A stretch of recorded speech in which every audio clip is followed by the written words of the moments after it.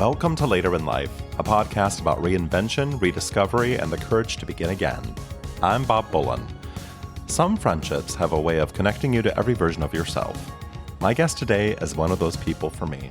I've known Beckie Durfee since we were teenagers, back when we were nerdy, probably somewhat annoying theater kids with big personalities and plenty to say. Decades later, she's still one of the most loyal people I know. She's easy to talk to, a great listener, and one of those rare people who never forgets a face or a story. Like many of us, Beckie's life hasn't always followed a straight line. She's worn a lot of different hats over the years, and the career she ultimately found wasn't the one she originally planned. After moving back to our hometown in northern Michigan, necessity led her to a job in special education. What began as a practical decision became something much bigger. Sometimes we spend years searching for our purpose, and sometimes we stumble right into it. Listening to Beckie talk about her students and her work, I think you'll hear why I believe she has found her calling. We also talk about our shared hometown and the complicated relationship so many people have with places that raise them. Small towns shape us in ways we don't always appreciate until much later, and sometimes when we have to move back. And we spend a little bit of time talking about grief. A few years ago, Beckie lost her stepfather, who she was very close to. And a few months prior to that, I had also lost my own father. Those losses changed both of us, and we talked candidly about what it was like to navigate that season of life and what we've carried forward and how loss reshapes your understanding of family, home, and yourself. And there's another reason why this conversation feels especially personal. Beckie recorded it from the living room of my childhood home. So my mom has recently moved in with my husband and me as we help care for her, and Beckie has been helping keep track on the house, which feels especially fitting for this conversation about friendship, home, and the unexpected turns life takes. One final warning, our northern Michigan accents are out in full force with this one. This is my conversation with Beckie Durfee. Tricks. We still got a few kicks. Never the wrong time to step to the starting line. Sometimes it's later in life. Welcome to Later in Life, Beckie. I certainly know you very well, but tell people a little bit about who you are in your own words. I just look at myself as the average person. I like to do the same things a lot of other people do. I love kayaking and being outdoors, being with my friends. In doing all of those things, I just try to carry with me that I want to be a positive light with the people that are around me. And even when I'm being sarcastic or joking around with people, I still always try to do so in a lighthearted manner and never in attacking manner. That's who I am, as someone who wants to be a more positive role model and light for all people. And I think that's one thing about you, Beckie, that is so admirable is like you mentioned being a good friend, and you are an excellent friend. And like you keep connections with people longer than I think a lot of people do because you are really good at like maintaining contact, checking in, following up with people, seeing how people are doing. And I think that's kind of one of the things that's made you successful in a way is that you have a really deep network of people. I mean, the side note that I will say is we recently saw you a couple of weeks ago and we were at an Airbnb and you're like, hey, I recognize the guy who runs the air. Like everyone knows Beckie Durfee. And that's a good thing, right? Now let's step back in time a little bit and talk about how we met and our first impressions of each other, because I always find that interesting. So my first memories of you are kind of scattershot. I don't have a lot of memories of like junior high, high school, because maybe there's trauma involved of being in the closet. Who knows? Or I might just have a bad memory. But I distinctly remember meeting you for the first time doing theater. You were someone who seemed unflappable. You would introduce yourself to anyone. You just seemed like someone who really was super confident. You were excellent in German class. I think, though, I really got to know you as a person, as an adult. That's my memory. What about you? I would agree with that. My first memories of you, the core memories do revolve around being in theater together. Yeah. I remember you in junior high, but we were just kind of like classmates that, Right. I don't think there was much of a connection till later. But I've actually had that experience with other friends too, where later on in life, at some point, we either reconnected or just kind of realized that we had more in common than what we had realized, I guess, as kids. We just weren't in the same circle of friends, maybe as kids or whatnot. It's actually, I think, kind of cool to be able to reconnect and to get to know people better that way. As we've gotten older, I've realized that a lot of people that I've known when I was younger, I might not have really talked to them in high school or anything, but like as we've gotten older, I've realized they're actually really cool people. And in some cases, I'm almost sad I didn't know them sooner. Yeah. And what do you think that is about you? Is that something that you were like born with? You seem like someone who's really observant and is always kind of empathetic to everyone around you and kind of can suss out a situation quickly, but also know who your people are and keep them close to you for as long as you possibly can and nurture those relationships. Where do you think that came from?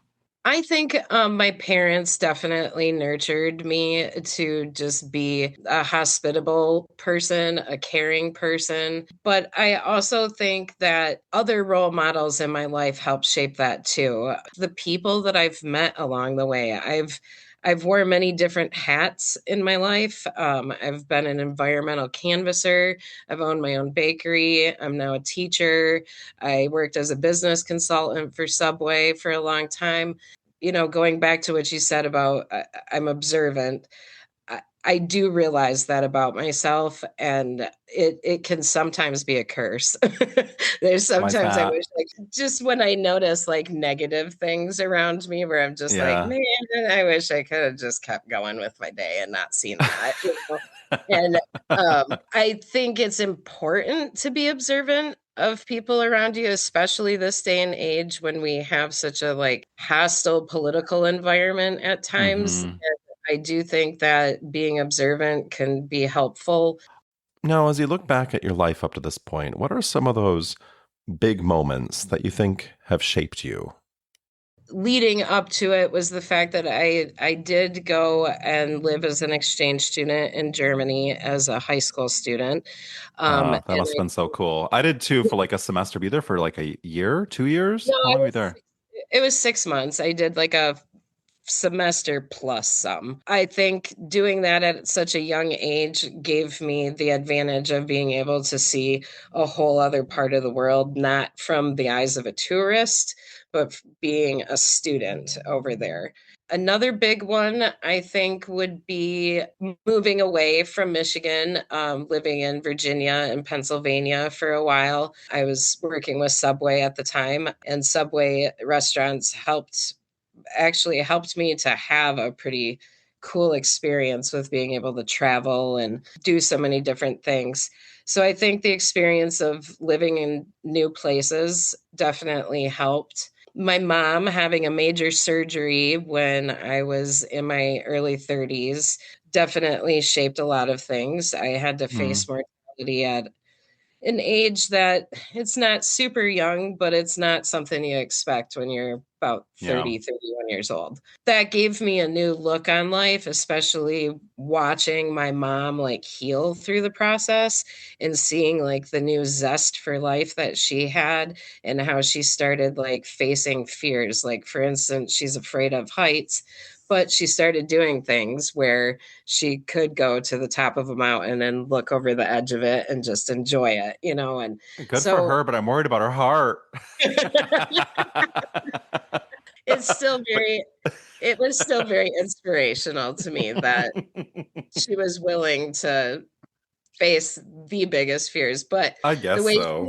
the way she looks at it is like, what else does she have to fear? She already faced death. So I guess so, yeah. but that experience definitely was eye-opening in ways that I didn't expect to have. While it was scary, I saw a lot of beautiful things come out of it too. Yeah, yeah. And then owning my own bakery, that would be the other big thing I think leading up to this is taking something that I always loved doing and actually forming a business out of it. And it was very successful. Unfortunately, I got burnt out on it, but Yeah. it's still an experience that I hold very near, dear to my heart. And I'm more than happy that I had that experience and could prove to myself and that I could do something like that. So, I mean, we would order your, I think your zucchini bread or maybe your banana uh-huh. bread, probably both. And Hmm. it was a vegan bakery, and it was for folks listening, Becky can bake like a motherfucker. It is amazing. And I would imagine, and you tell me if I'm wrong here, is like you took something that you enjoyed so much and turned it into a viable business for a bit, and then it went from a thing you loved to a thing you had to do. I would Yes. imagine. And that's so Um, hard when you take a thing you love and turn it into a job because then it can do you think it impacted your love of baking in any way? no, I still love to bake. I just don't have the time currently to do it as much as I would like Yeah. to.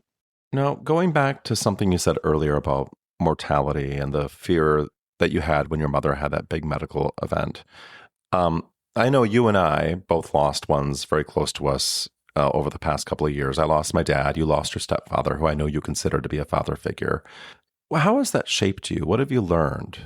I know a lot of my friends over the past, couple of years who are my age, we all lost our dads within like 6 months of each other. I have about five close friends that lost their dads within 6 months. And it's so wild to think about that.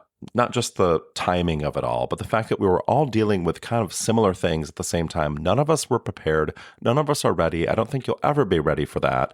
But I don't feel like it's something that we talk about a lot around that moment in time when you are an adult and then you lose your parents and you have to like step it up and be an adult in a different way. It's so confusing and disorienting. Talk a little bit about what that was like for you. It is very odd. It's surreal. It's painful. But again, in like the hardest of times that people can have, if you're willing to look, there can be amazing things that come out of it. It takes time to be able to see that way and feel that way, and that's okay. Like, we're not supposed to just get over something like that. But yes, I think you're right that we saw our parents like go through this when they were our age. And I almost think like it's just part of the culture back then of you just want to shield the kids from knowing any of that and like worrying about, mortality and whatnot. But yet now that we're older and we've experienced it head on, I don't know. I wonder if that isn't a good thing, like I almost think we need to be more open about mortality. I think Um, so. Yeah. Because eh, we treat it with such like hushed tones back in the day that it was scary. And it's a part of life. I think our generation, the Zennials, are kind of like one of the first generations later in age who are like at a point where therapy wasn't too late for us yeah.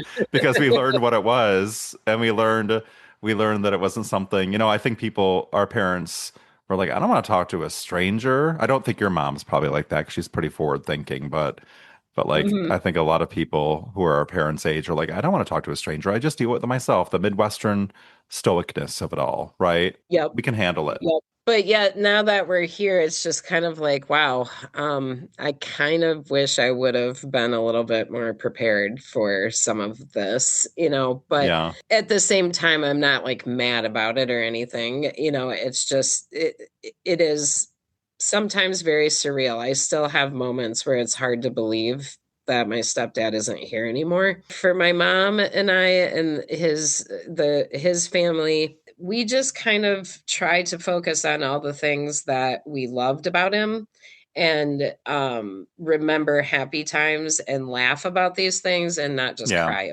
Again, that takes time to get to that point where you can do that.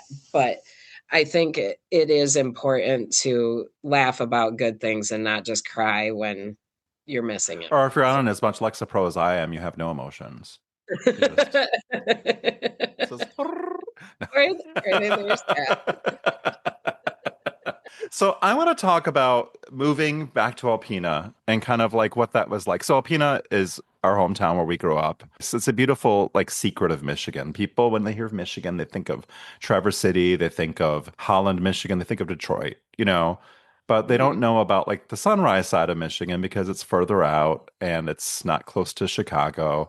It's really beautiful. It's a place that is I've called home when I go there, I'm always just like, I miss like how close we are to the lake, but the winters have been really horrible the past couple of years. But what has that been like mentally and physically to come back home?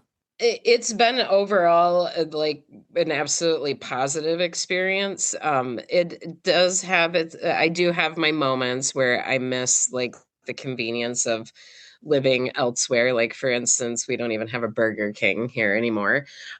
So Sad. when it comes to convenience, it's not exactly what people are looking for. But that's one of the beautiful things about it is as well is that you really can just get away from everything. Whatever, the tourists that come here and enjoy the summers or the ones that come to enjoy the winters and snowmobile, they find the solace and the peacefulness that is Alpena.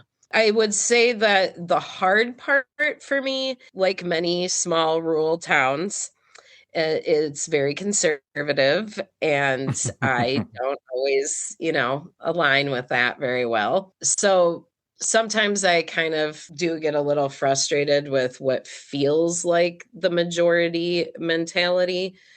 But then I meet somebody or I run into a friend in the store or something, and I'm reminded that that is not the majority. Yeah. It might feel that way because they like to be loud, but I don't really think that is. The majority of people in Alpena are very lovely, just hardworking folks that want to have a, happy life. One of the positive things about it is that because it is a small community where everybody kind of knows everybody, when we have had situations like ice storms 2 winters in a row, and then this year it was followed by flooding, this community really does rally around each other.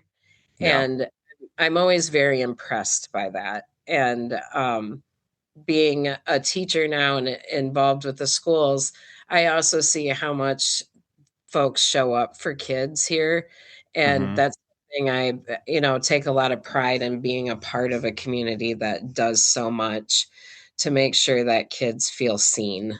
Now let's talk about that because that's a big part of your recent story. You became a special education teacher, and I think it's been a fascinating turn of events for you because it seems like you've kind of stumbled into this in some way.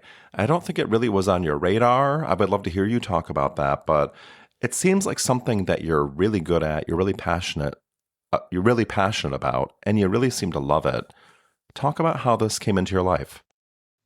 So I moving back, one of the things about Alpena is it's not exactly economically like job diverse. But if you have the right degree and stuff, sure, you can find a job pretty easily doing many things. But if not, it's mostly just hourly, low paying jobs that are available. I started looking around at what was available. I decided I would substitute teach. I started out last year with just picking up whatever, classes were available. And then about a week or two into that, a few of the people at central office were aware of who my mom is and that my mom was a special education teacher for years, and that they know that I helped my mom with a lot of like the extracurricular stuff that she was in charge of, different like after school clubs and stuff. They knew that I had a background where I did work with special needs kids, maybe not as a teacher, but I've helped a lot in that realm. So they asked me if I would take on a long-term sub position for a teacher that was going on maternity leave. And she was a resource room teacher. For those listening who don't know what a resource room is, it is the type of special education room where kids, I just pull them out of their class for short periods of time to do like the reading or the math intervention, whatever it might be Hmm. that they, and then they go back to class. I said yes, that I would take that on. And because I got to like be with the same students every day, then I got to form those bonds that any teacher would with students. And I quickly realized that I absolutely loved it. And I Hmm. loved I loved the energy in the room. I loved that the kids come and go. I'm somewhat ADHD myself, so the chaos of it was appealing to me in a lot of ways. It ended up being such a great 8 weeks that I spent with them that they asked me if I would come back again because they still hadn't filled that position with a certified teacher. In the meantime, I discussed with a few people if there were any grants available for getting my teaching certificate. And it turns out that there were many to choose from. And so I applied and I ended up getting one of the grants. And I'm now in grad school at Central Michigan University. I've now been hired in, so I'm no longer a substitute teacher. I have been hired in by Alpena Public Schools, and I continue to be a resource room teacher. That's amazing. What's it like going back to school in your mid 40s? At first, it was absolutely terrifying. Like, I kept thinking to myself, how am I going to do this? How? Like, I have so much to learn with like taking on a classroom for the entire year. Not to mention, I had just gotten a divorce. So my mind was kind of like, I think you might have been off more than you can chew. But The Beckie Durfee story. um, yeah. The first few months of the school year went on, I I adapted. I figured out a rhythm of like, setting time aside to do homework and making sure that my schedule also included the live sessions so that I could be a part of those. And so it got easier after a few months. But yes, the first couple of months, irritation would probably be a good word to describe how I felt a lot of the time. Because to be um, a student requires a set of skills that we haven't used in a long time. I mean, ex- do you have assignments that you have to do? yes, yeah, I have Oh assignments. gosh. And I have to read the syllabus at the beginning of each class, and because this class is designed for teachers who are already teaching, it also is just one class at a time, but it's 8 weeks. So Okay. everything, all of the subject matter that other college students are learning over an entire semester, I got to do it in 8 weeks. It can get intense at times, but I have also found that my professors are just, they're so accommodating. And sometimes I wonder if it is because they're also special education teachers. So So they get it. they already have the mindset of like, okay, these students might not be special ed students that I'm teaching right now. However, I bet some of them do have ADHD, or some of them might have like a reading disability or a writing disability, and they accommodate all of that, and they do so in such a graceful and kind manner. And they really do model what we need to be doing as special ed teachers. So, Mm, for the most part, I really like my college experience, but that first couple of months was tough. It yeah. really was. Well, you did a lot, like you said. You were starting up in a big, big way. How have you found balance? I really do think one of the most important things is I started to learn that I can't take my work home with me every night because that's Mm, kind of a curse that a lot of teachers seem to have is, we didn't get a chance to get it done because there was something going on with the kids earlier, so we'll just take it home with us. I learned that I could not do that every day. Some days is fine. I also learned to just make time to do other things, like buy those theater tickets to go see the Civic Theater show, or yes, make those dinner plans for the weekend with friends. Yes, hmm. go for a walk and plant flowers with my mom. Those little things like really do help make it feel like it's not so much because it forces me to take breaks from And treat both. those things with as much priority as you would the other things. Yeah, it's easy to just get wrapped up in everything and Yep. forget, like, oh, I'm supposed to be a friend and a daughter and, whatever else someone has Right. got going on. So, What's it like being a full-time special education teacher? I mean, you've told me stories. I know that we can't talk about your students because of the confidentiality and privacy reasons. But in general, like what's it been like? I know it's been fulfilling, but like give me the real kind of experience for someone who might be considering this as a career option or, taking on the teaching profession later in your career journey. Like you said, for the most part, it's very fulfilling. There are days, though, that are going to be hard, and I don't think sugarcoating that is going to be helpful to anybody. Children's disabilities can range from just being maybe a slight reading disability or math disability to they need help with every single thing that they do throughout the day, including toileting and feeding. It's important to keep in mind that for someone who might be considering this field, that you can go into it saying, okay, I have a certification in cognitive impairment, but depending on what school you work at, you might not have a lot of cognitively impaired students. You might have emotionally impaired students. You might have students with ASD. Hmm. You have students with severe ADHD where they're constantly bouncing off the walls. Anybody considering it should know that they are going to have a wide range of students, and not only in their disabilities, but in their income levels. There's, cultural differences that need to be taken into consideration. If you're going to be a special ed teacher, you have to have empathy. You have to have a really good sense of empathy because these kids, well, the passerby might think like, oh, that kid's throwing a fit. They don't realize that that kid, isn't just throwing a fit. Like that kid just went through like a very traumatic experience and they're Hmm. just trying to get through their school day and they can't do it perfectly. They cannot be that perfect student that day Yeah. because it's just too much on their plate already. And so they're not trying to be bad. They're not trying to be the troublemaker necessarily. They're not trying to misbehave. It's that they literally can't handle another thing. But then there's also those days where everything starts to click for a kid. You're in the middle of teaching them, and all of a sudden, they just start surprising you with all this knowledge that you had no idea that they even had, Mm. and so those moments are just like the most beautiful thing and sometimes really do make me cry.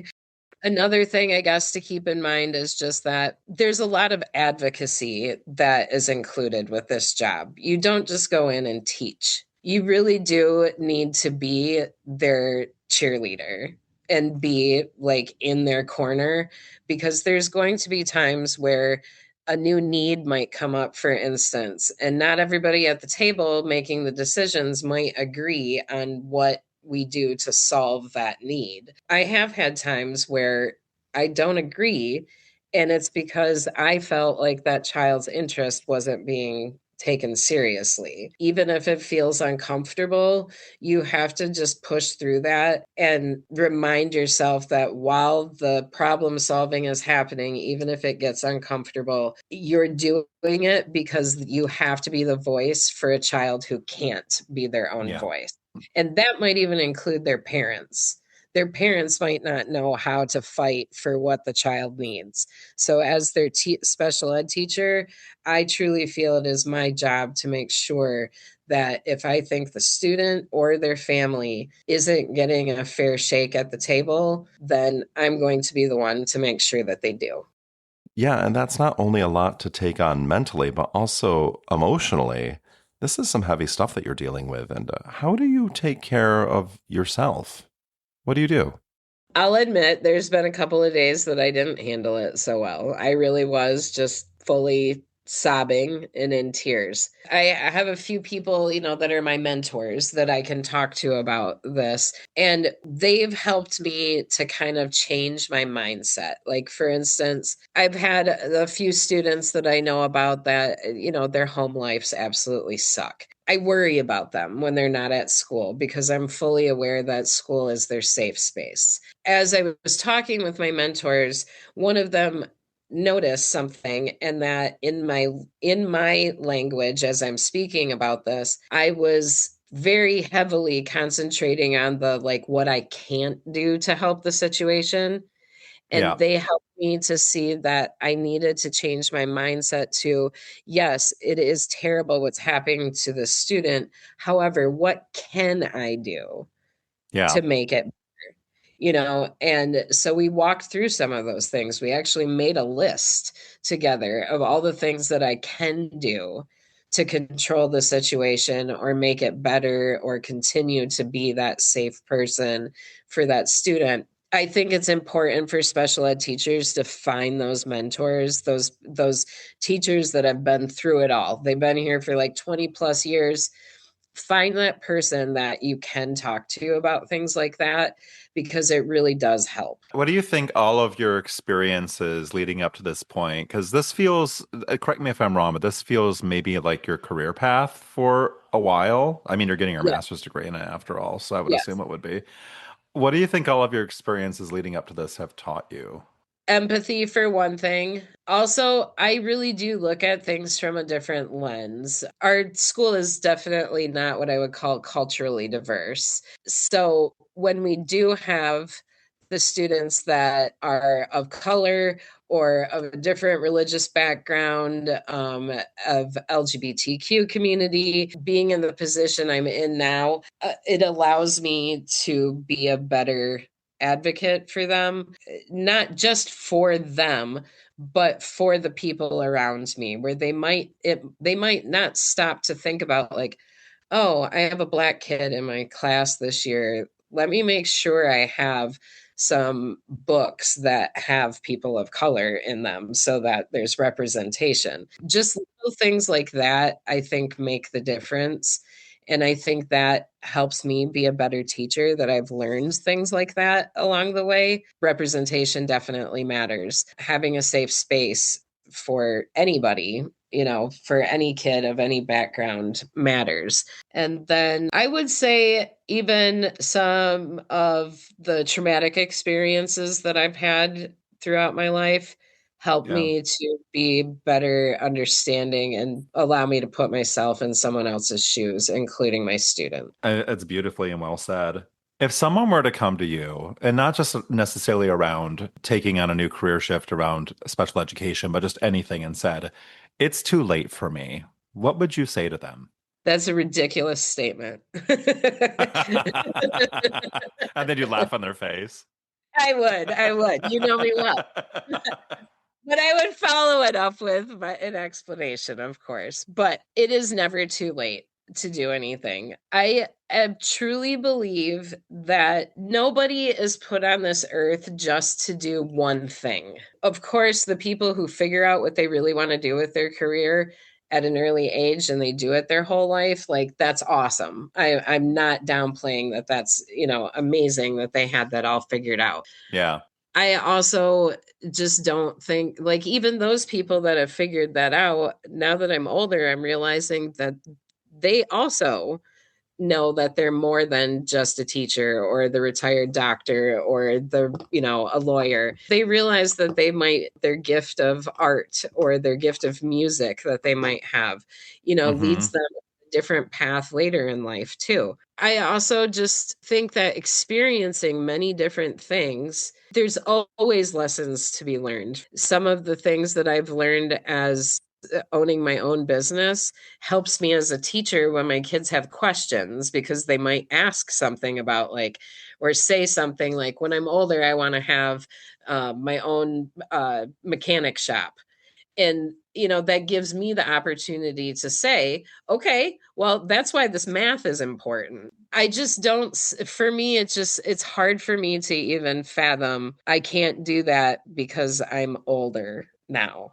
Like, sure, there might be some circumstances where youth might be a factor, like being a professional athlete or something like that. But aside from those few exceptions, I just say, if you want to do it, I mean, am I allowed to swear on this thing? Go for it. Just Go fucking for do it. it. Just Just fucking fucking do do it. it.